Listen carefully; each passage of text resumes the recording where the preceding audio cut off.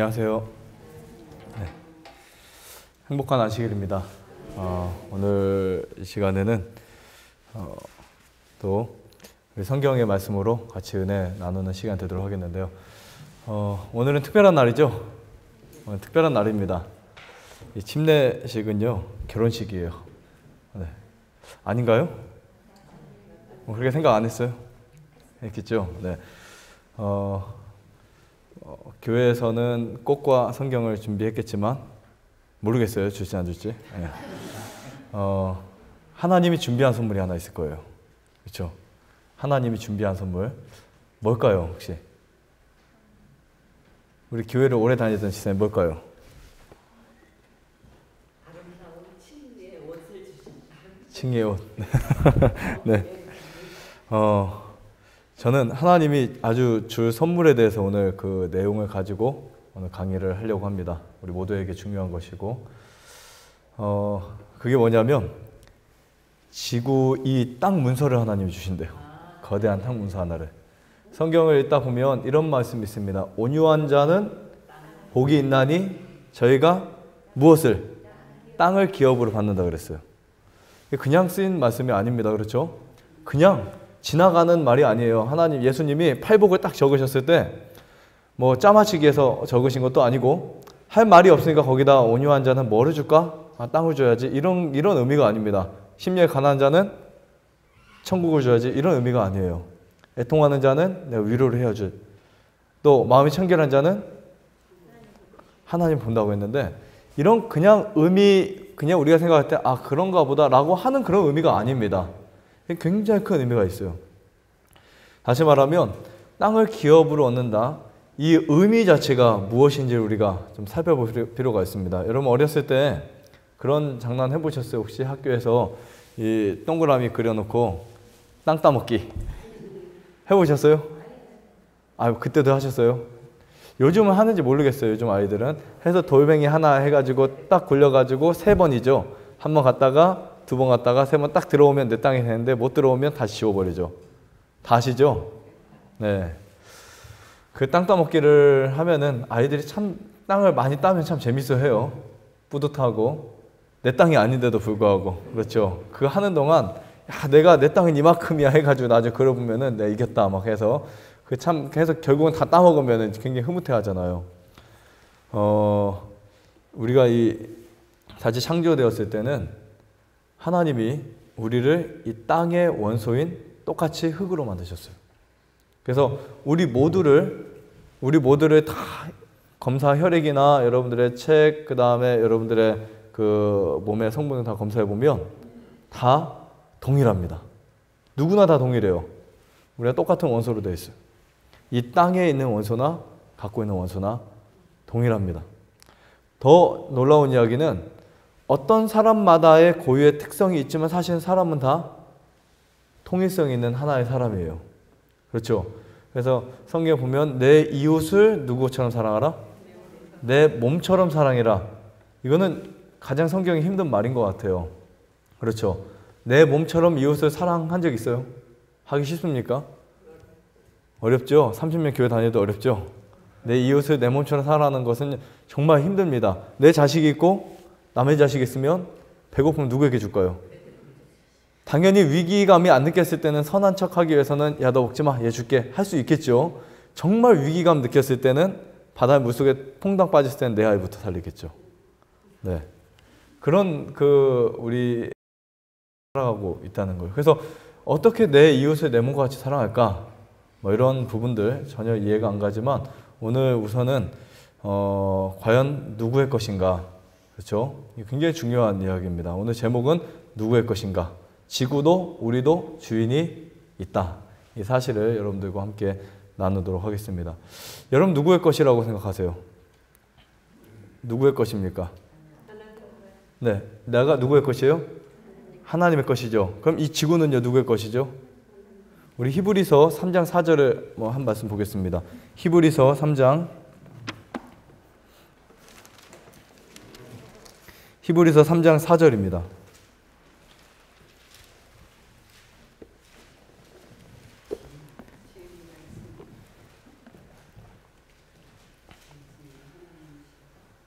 우리 같이 읽어볼까요? 시작. 집마다 지은 이가 있으니 만물을 지으신 이는 하나님이시니라. 네. 공감하세요? 네. 만물을 집마다 지은 이가 있으니 우리 그 가장 높은 두바이의 그 건물부터, 그렇죠? 두바이에 아주 고층 건물 있죠? 그 건물부터 시골의 초가집까지 그 집마다 누가 있어요? 집마다 지은 이가 있습니다. 여긴 누가 지었죠? 그렇죠? 다 지은 이가 있어요. 그렇죠? 두바이의 그 건물이라든지 뉴욕의 쌍둥이 빌딩이라든지 서울의 63 빌딩이라든지 다 지은 이가 있어요. 심지어 거기에 소방시설 하나만 하고 와서도 아, 나 거기 소방시설 하고 왔다 자랑하는 분들이 있고, 전기 하나만 만지고 왔어도 아, 거기 차단기 내가 달았어 하는 분도 있어요. 하물며 지은 이는 얼마나 큰 영광을 갖고 있을까요? 거기 주인입니다. 자기 거예요. 집마다도 주인이 있는 것처럼, 지은 이가 있는 것처럼 이 만물을 지은 분이 있다는 겁니다. 우리는 그것을 까마득히 잊어버리고 지금까지 살아왔어요. 그러다 보니까 별 관심 없이 살아옵니다. 이게 누구 거지? 이게 뭐지? 왜 내가 살아야 되지? 내가 무엇 때문에 살아야 되지? 왜 내가 건강해야 되지? 이런 의식도 없이 하루하루를 살아와서 지금까지 이렇게 견뎌왔습니다. 하나님 우리에게 우리의 참 주인과 이 지구의 참 주인을 오늘 여러분들에게 알려주고 싶지 않으신가 라는 생각을 하게 됩니다. 그래서 여러분들 마음을 좀 더 모아서 정말 나를 지으신 이가 누구일까? 그 다음에 이 지구를 조성하고 이 지구를 만드신 분이 누구일까? 라는 생각을 조금 한번 짧게 하실 수 있는 시간 되시기를 간절히 바랍니다. 우리의 뇌에 놀라운 그 기능이 열리면 하나님이 보일 거예요. 그렇죠. 그래서 성경은 마음이 청결한 자가 누가 보인다 그랬어요? 하나님 본다 그랬어요. 마음이 청결한 자가. 왜 하필 마음이 청결해 볼까요? 세상의 때와 쾌락과 이기심과 오락과 아니면 방종과 그런 거에 뇌가 묻어 있으면 하나님이 보일 수가 없습니다. 똑같이 성경을 보면 그 엘리사와 그 사원이 있었는데 똑같은 천사들을, 같은 곳에 있는 천사를 누구만 봤어요? 엘리사는 봤는데 사원은 못 봤어요. 보이지 않는 것입니다. 마음의 차이예요. 마음이 열리고 마음이 깨끗한 자에게는 보입니다. 그렇다고 헛것 보면 안 돼요.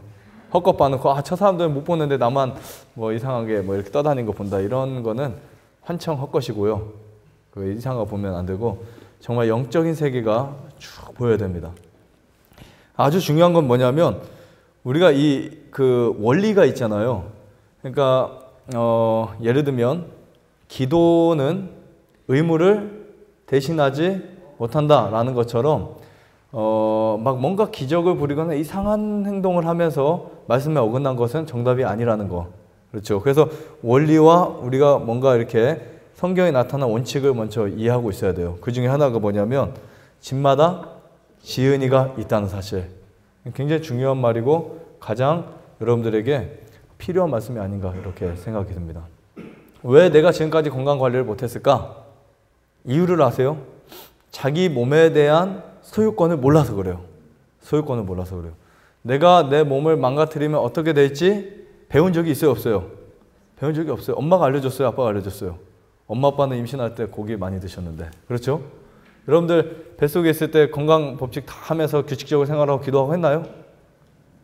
네, 정말 열심히 하는 사람도 하기 힘듭니다. 내 자식을 임신할 때 주기적으로 기도하고 아이야 잘 자라라 하면서 토닥토닥 거려주고 물 한 잔 마시면서 나랑 같이 나눠 마시자.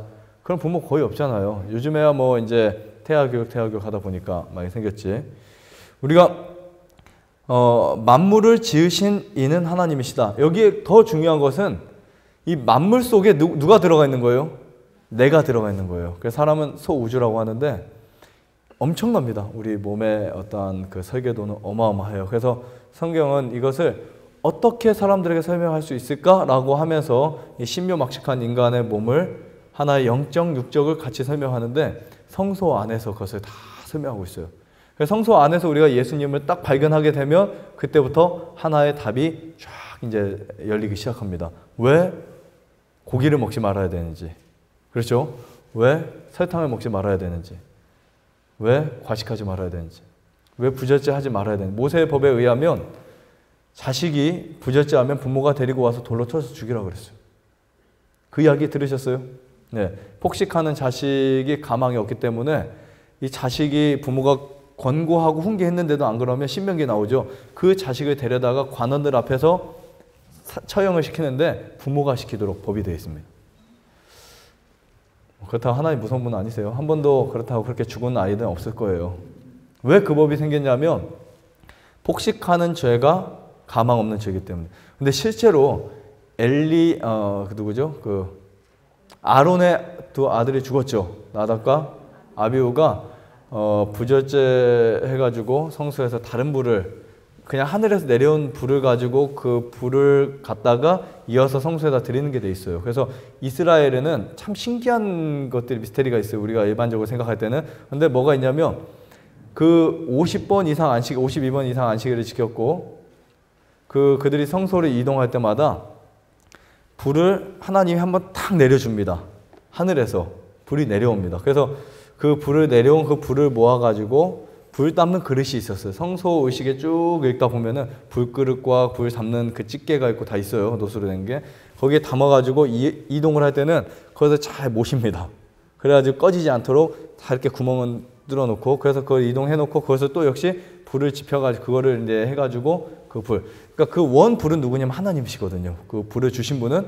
그리고 그 불을 가지고 거의 40년 동안 그들이 그 불을 가지고 이렇게 성소 제사를 지내왔어요. 근데 그것을 무시하고 아론의 두 아들이 무엇을 했어요? 다른 불을, 성냥을 가지고 불을 폈겠죠. 부싯돌로 했거든. 근데 그래가지고 불을 지폈을 때 하나님이 화가 나셨겠죠. 그래서 이 두 사람이 어떻게 돼요? 죽는데 왜 그런 판단을 했을까요? 뭐를 마셨어요? 술을 마셨어요. 술을 마시고 그런 행동을 하고 그러면서 이제 뇌가 이렇게 좀 돼가지고 됐는데 그래서 폭식, 부절제도 역시 술 취하는 것과 같은 죄라고 성경은 말하고 있습니다. 그래서 우리가 하나님이 누구신지 그리고 내가 하나님의 진정한 소유자라면 어떻게 살아야 될지에 대해서 분명히 성경에 그렇게 기록해 놨고 그래서 집마다 지은이가 있는 것처럼 나도 집이거든요. 여러분도 다 집이에요. 걸어 다니는 무슨 집이에요? 세멘트 집인가요? 흙집이죠. 네, 여러분 진흙집이에요. 걸어 다니는 흙집입니다. 아마 이런 집 없을 거예요. 세상에요. 걸어 다니는 그 집이 있는 소라 집이 있지만 이렇게 완벽한 구조를 가진 집은 없을 거예요. 네.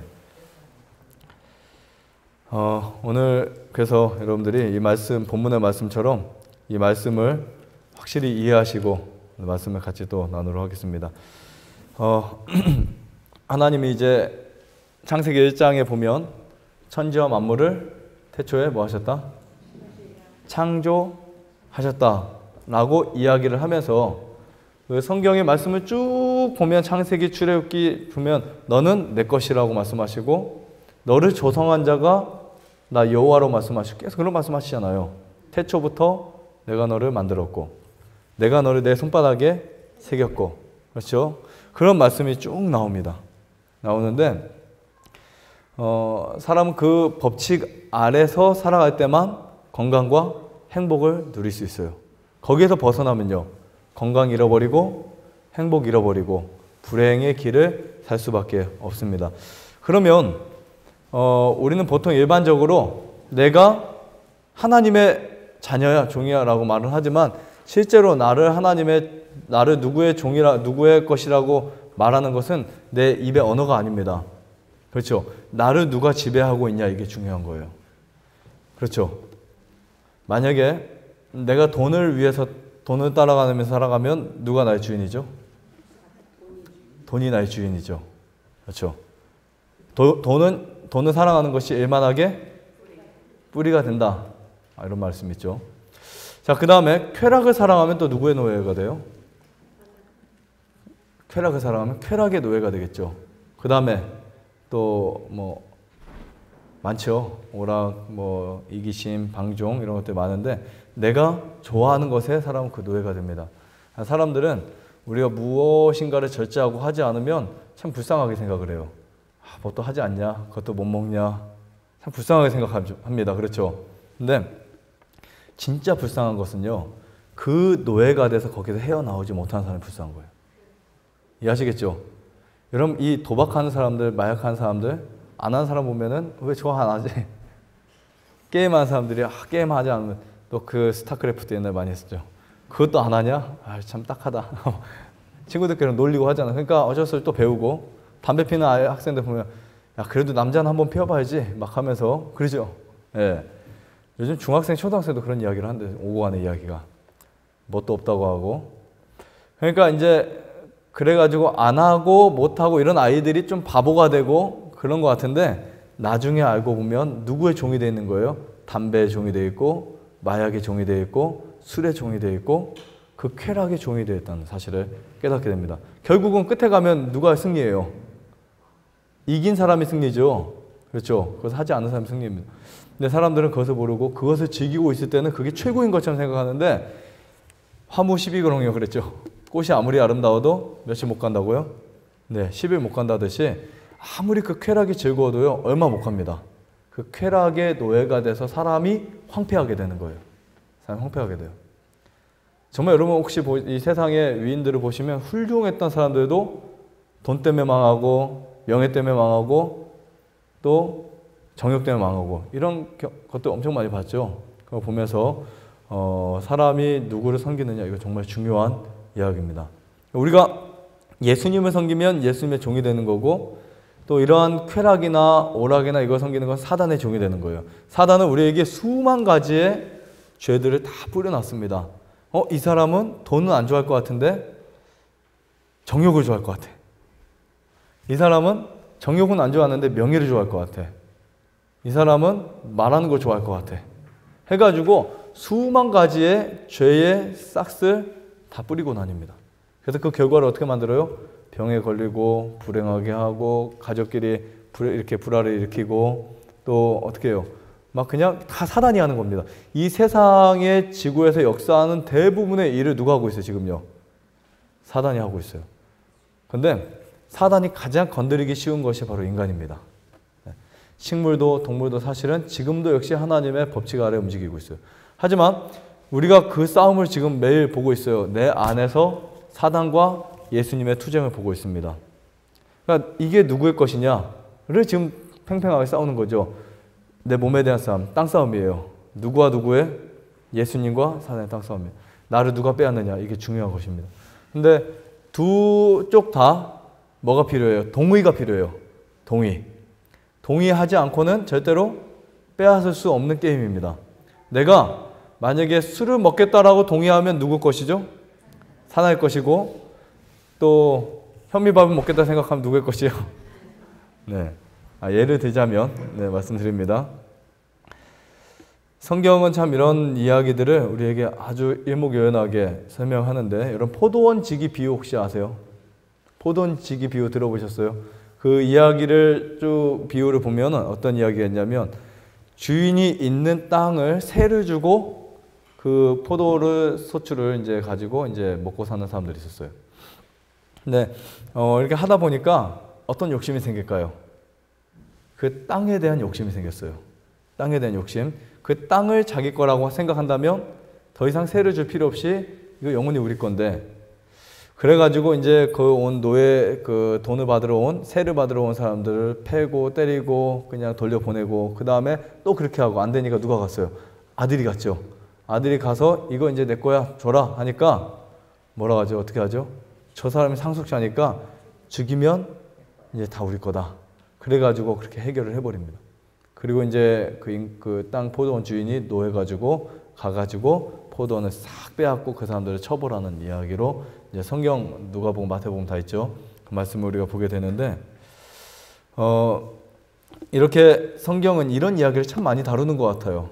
네, 우리가 조금 더 관심 있게 보면 이 땅에 관련된 이야기를 굉장히 많이 다룹니다. 거의 대부분이 땅에 관련된 이야기거든요. 네. 근데 이 주인이 있는 이 포도원의 소산을 자기의 것으로 빼앗으려 했던 이 사람들은 누구를 상징하냐면 사단을 상징해요. 사단을 상징하고 사실 이 지구는 예수님 거거든요. 예수님 건데 여러분 그 예수님이 우리에게 지구를 행복하고 아름답게 지구를 만들어 주시고 거기서 살 수 있도록 꾸며 주시고 우리에게 도장을 찍어 줬어요. 지구는 내 것이야. 그렇죠? 제7일 안식일에 도장을 딱 찍어 놨습니다. 누가 봐도 지구는 누구 거예요? 하나님의 것이에요. 근데 아담과 하와를 왜 뱀이 사단이 변장해가지고 꼬였을까요? 무엇을 빼앗으려고? 네, 지구를 빼앗으려고. 그런 이야기가 성경에 나와요, 안 나와요? 쭉 줄거리 속에 나와요, 안 나와요? 나오죠. 성경을 쭉 읽다 보면 욥기라는 책이 있습니다. 욥기 혹시 모르는 분 있으세요? 다 아시죠? 욥기라는 책이 있는데 이 욥기 1장부터 아주 특이한 내용이 나오는데 욥기에 보면 사단이라는 이름이 등장해요, 안 해요? 하죠. 등장은 어떻게 하냐면 하루는 천사들과 우주 거민들이 하나님 앞에 섰는데 그 중에 누구도 섰을까요?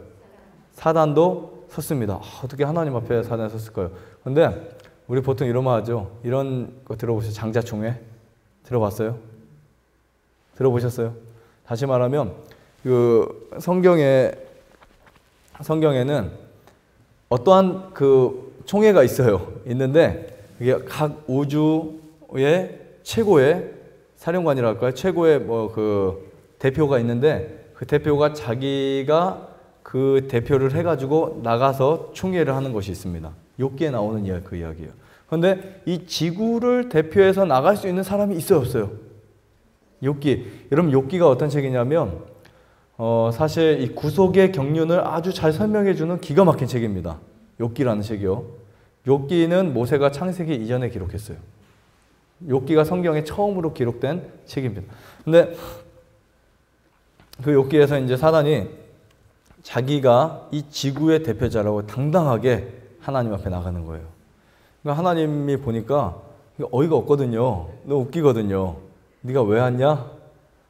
내가 지구의 대표로 왔습니다. 네가 왜 지구의 대표야? 지구에 누가 대표 나 말고 할 사람이 누가 있겠어요?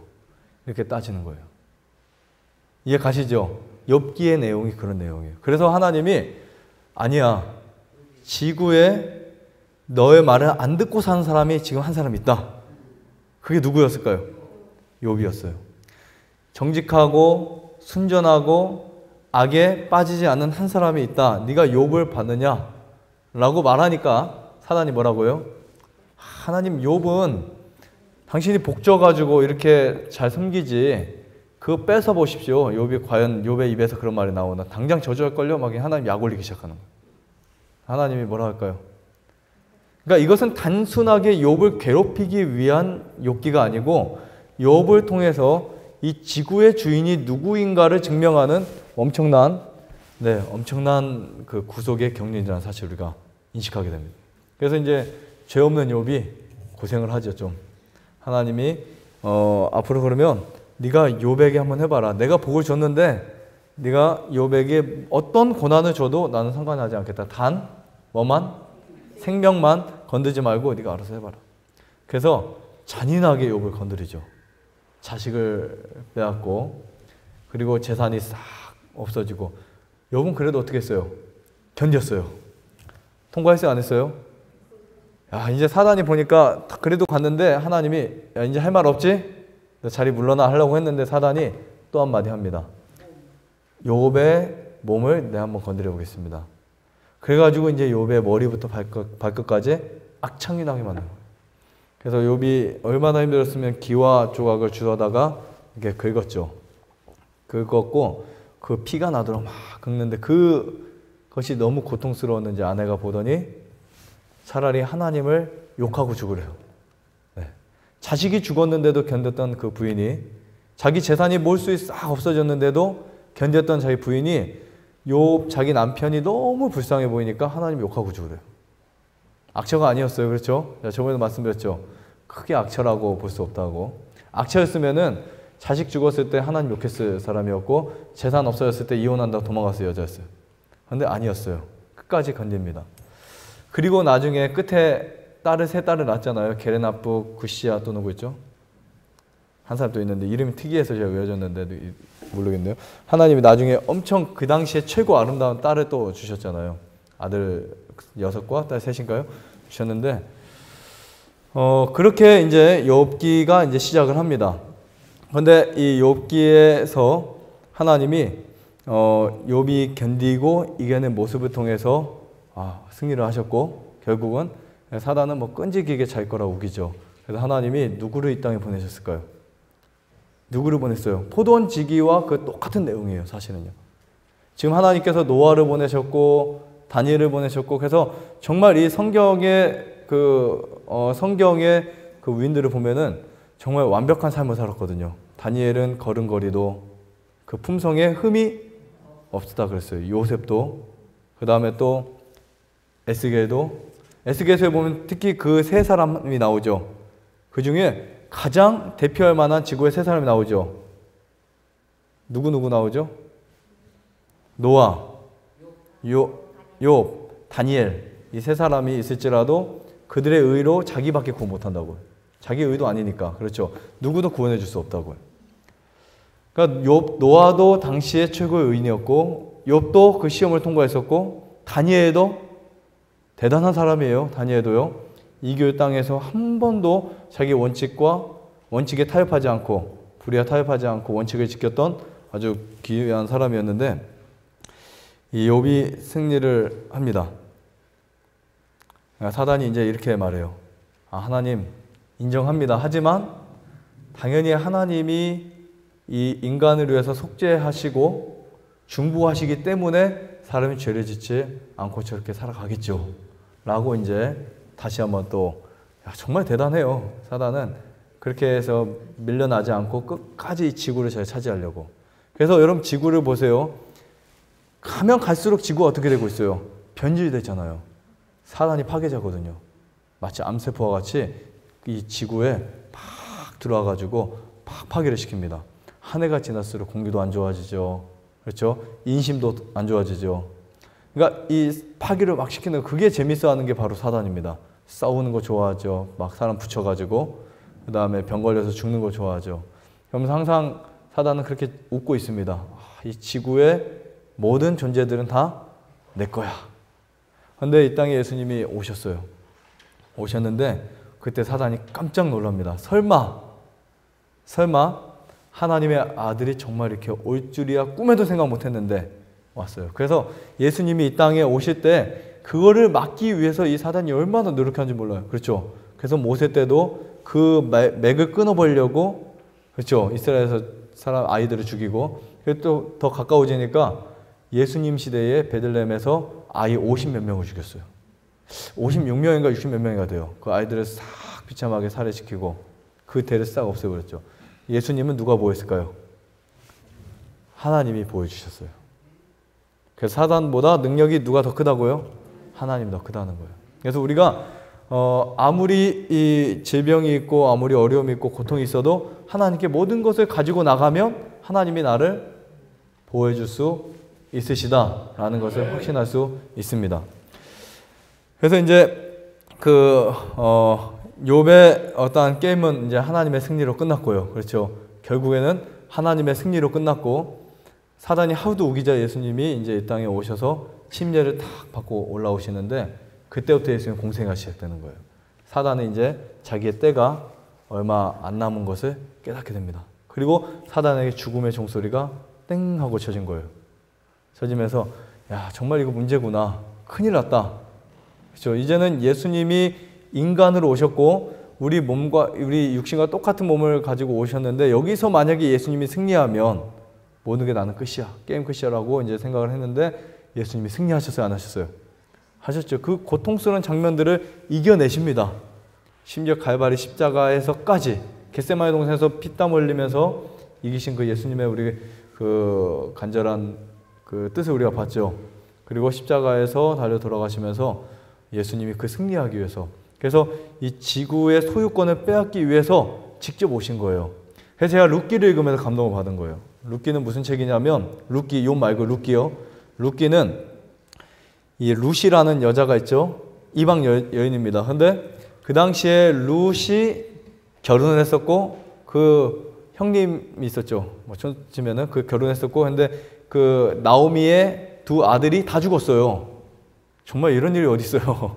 미국 땅에 다 죽고 며느리 한 둘이 있는데 며느리들아 너 가서 잘 살아라 했는데 한 며느리는 한두 번 거절한 척 하다가 그냥 가버리고 한 며느리는 끝까지 시어머니 나 영원한 시어머니라고 해서 시어머니 택해서 본인 땅에 와가지고 이제 삽니다. 그래가지고 누구랑 결혼해요? 보아스와 결혼해서 다윗의 할머니가 되는 거예요. 다윗 할머니 멋있죠? 네, 다윗의 할머니가 되는데 이 보아스가 이 룻과 결혼해서 무엇을 물으냐면 기업 물으는 행동을 합니다. 그것은 가장 가까운 친척이 기업을 물으는 이스라엘 법에, 그러니까 땅을 50년 동안 이렇게 받아가지고 분배를 받잖아요. 분배를 받으면 제가 시간이 짧기 때문에 좀 간단하게 말씀드릴게요. 분배를 받으면 공산주의처럼 땅을 나눠갔습니다. 갔는데 그 50년 안에 이 사람이 소유권자가 죽으면 그 땅을 누가 물려받아야 돼요. 그렇죠? 물려받습니다. 받는데 자식도 없어요. 가까운 친척도 없어요. 그러면 그 또 이웃 친척이 와가지고 기업을 물러옵니다. 자기 것을 만들기 위해서. 그래서 이제 그 기업 물은다 이런 표현을 하는데 여기에 원칙이 있습니다. 예수님이 우리의 죄를 담당하시기 위해서는 반드시 우리와 같은 종족이 되어야 된다는 거예요. 그것은 뭐냐면 인간이 되셔야 된다는 거죠. 성육신. 그러니까 예수님의 성육신보다 더 아름다운 것은 세상에 없습니다. 그것은 인간의 가장 큰 감동이고 인간을 정말 사랑하고 있다라는 증거예요. 확실한 증거입니다. 그래서 그렇게 룻기를 통해서 우리가 이 기업 물으는 것이 무엇인지를 배울 수 있는데 옛날에 이스라엘은 그 법에 의해서 신명기에 이런 법이 있습니다. 한 사람이 땅 문서를 갖게 되면 두 개의 문서가 준비되어 있어요.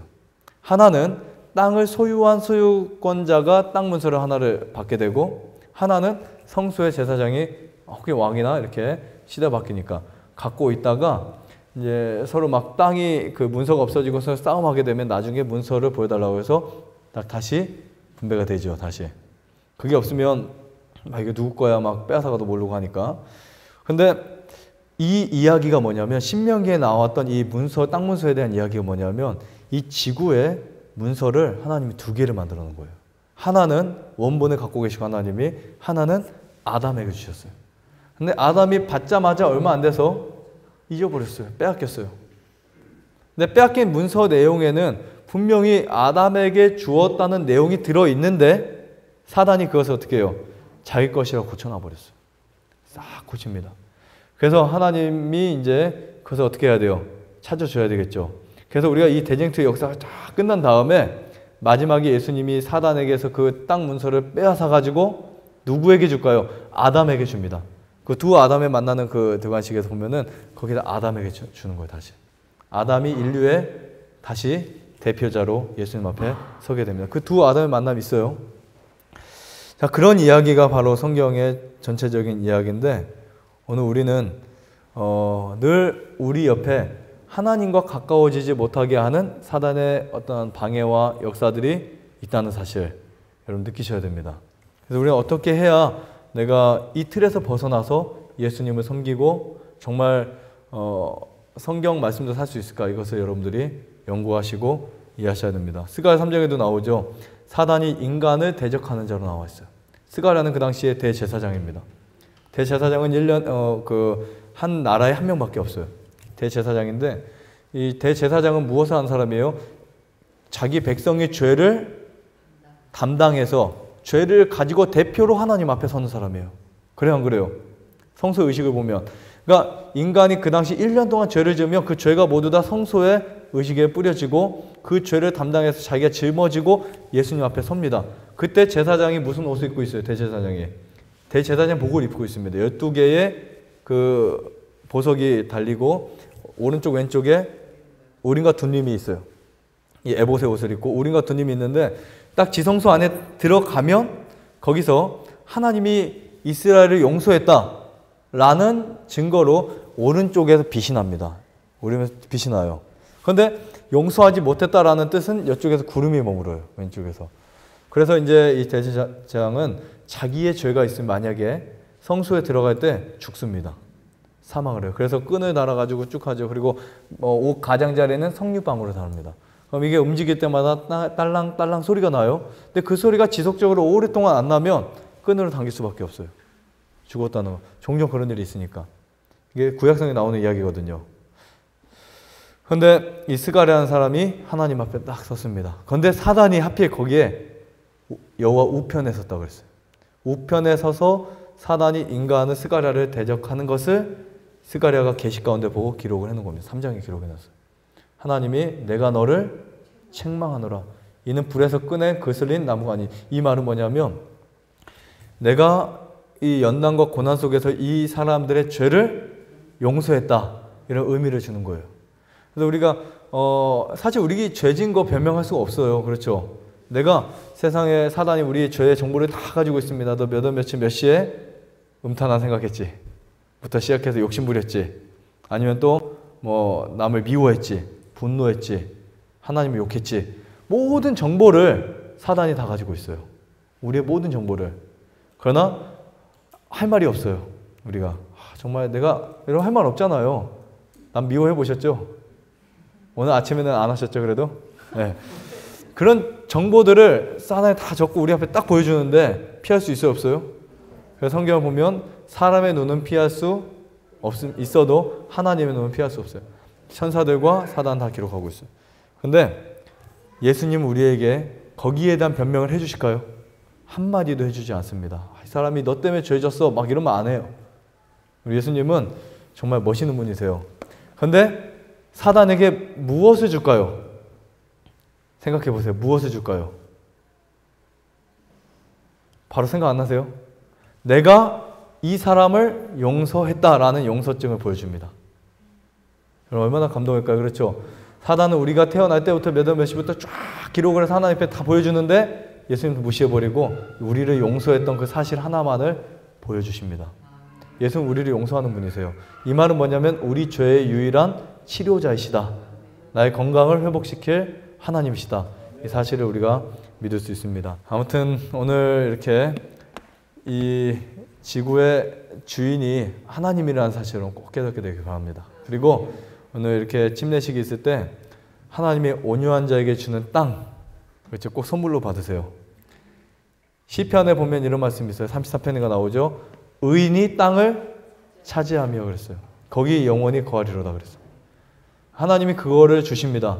이 세상의 어떤 선물보다 더 값진 선물. 내가 예수님을 만나기를 원하고 예수님과 하나가 되기를 선택하고 죄를 포기하고 예수님과 결혼하기를 선택할 때 하나님이 나에게 모든 것을 다 주십니다. 그래서 오늘 그 놀라운 선물을 우리 모두가 받게 되시기를 바라면서 마치겠습니다.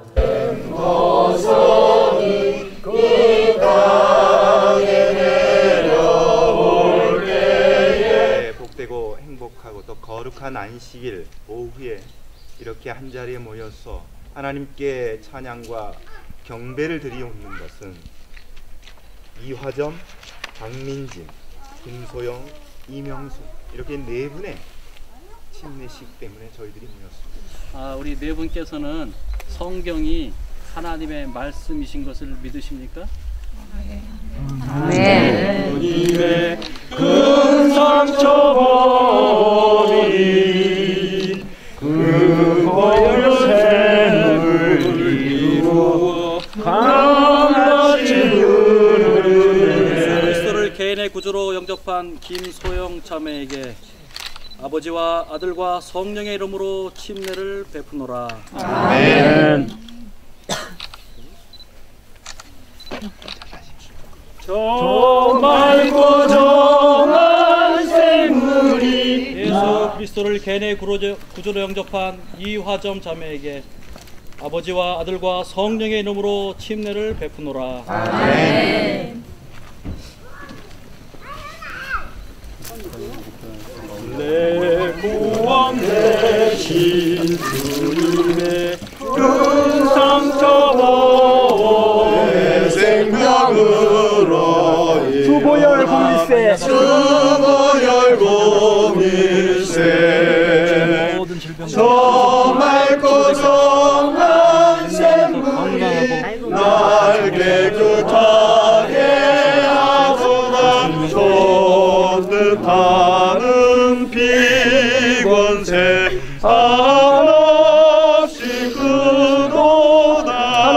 예수 그리스도를 개인의 구주로 영접하고 신앙을 고백하였기에 예수 그리스도의 명령을 따라 아버지와 아들과 성령의 이름으로 침례를 베푸나이다. 아멘. 샘물과 같은 보혈은 주 예수 피로다. 이 셈의 죄를 씻으면 이 셈의 죄